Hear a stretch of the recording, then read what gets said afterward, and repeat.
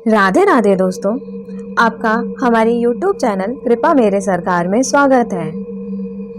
यदि आपको हमारी वीडियो अच्छी लगे तो प्लीज़ हमारे वीडियो को लाइक और शेयर ज़रूर करें और इसी प्रकार वीडियो प्राप्त करने के लिए हमारे चैनल को सब्सक्राइब करना ना भूलें। नवरात्रि के दूसरे दिन माता ब्रह्मचारिणी की पूजा की जाती है।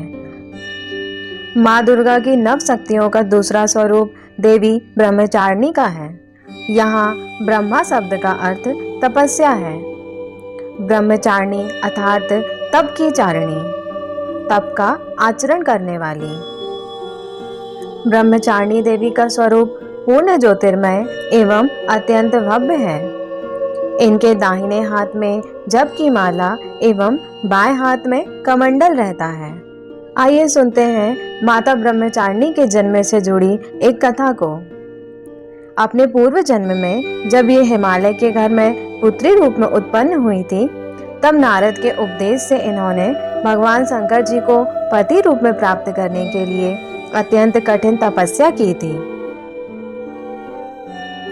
इस दुष्कर तपस्या के कारण इन्हें तपस्चारिणी अर्थात ब्रह्मचारिणी नाम से अभिहित किया गया। 1000 वर्ष उन्होंने केवल फल फूल खाकर व्यतीत किए और 100 वर्षों तक केवल साग पर निर्वाह किया था।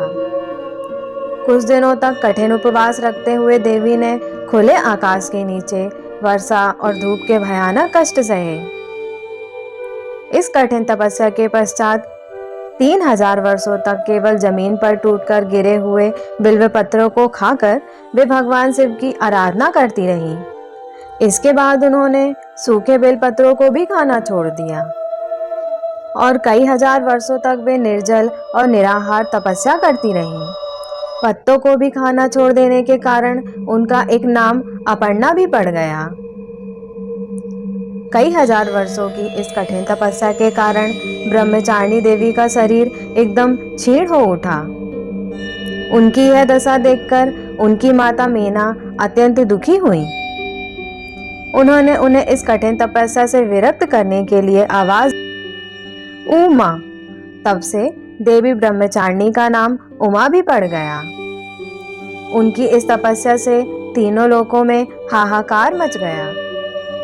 देवता, ऋषि, सिद्धगण, मुनि सभी देवी ब्रह्मचारिणी की इस तपस्या को अभूतपूर्व पुण्य कृत्य बताते हुए उनकी सराहना करने लगे। अंत में पितामह ब्रह्मा जी ने आकाशवाणी के द्वारा उन्हें संबोधित करते हुए प्रसन्न स्वर में कहा, हे देवी, आज तक किसी ने ऐसी कठोर तपस्या नहीं की जैसे कि तुमने की है।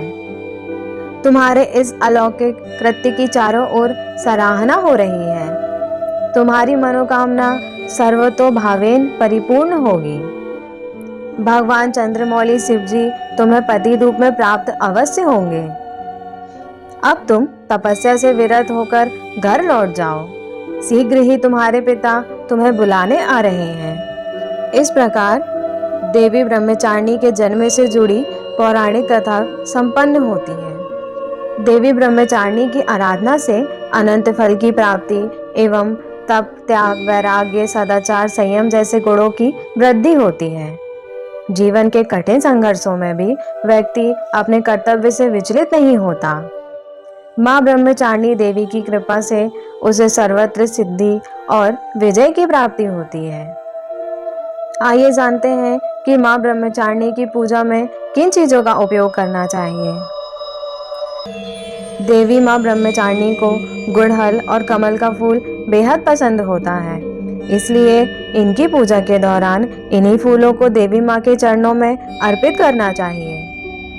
चूँकि माँ को चीनी और मिश्री काफ़ी पसंद है, इसलिए माँ को भोग में चीनी, मिश्री और पंचामृत का भोग लगाना चाहिए। माँ ब्रह्मचारिणी को दूध और दूध से बने व्यंजन अत्यंत प्रिय होते हैं, इसलिए आप उन्हें दूध से बने व्यंजनों का भोग लगा सकते हैं। इस भोग से देवी ब्रह्मचारिणी प्रसन्न हो जाएंगी। इन्हीं चीजों का दान करने से लंबी आयु का सौभाग्य भी पाया जा सकता है। धन्यवाद। इस प्रकार आज की कथा यही संपन्न होती है। इसी प्रकार वीडियो प्राप्त करने के लिए हमारे चैनल को सब्सक्राइब जरूर करें। जय माता दी।